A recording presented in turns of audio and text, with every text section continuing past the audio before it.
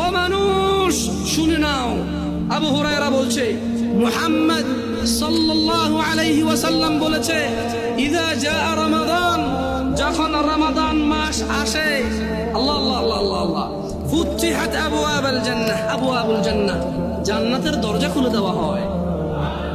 ওয়া গুল্লিকাত আবওয়াবুন নার, জাহান্নামের দরজাকে বন্ধ করে দেওয়া হয়। আলহামদুলিল্লাহ, ইয়া আল্লাহ, কি মাস এটা, ইয়া আল্লাহ, কি মাস, সুবহানাল্লাহ। জান্নাতের দরজা খুলে দেওয়া হয়, জাহান্নামের দরজা বন্ধ করে দেওয়া হয়। ওয়া সুফিদাতিশ শায়াতিন, এবং দুষ্ট জিনদেরকে বন্দী করে ফেলা হয়।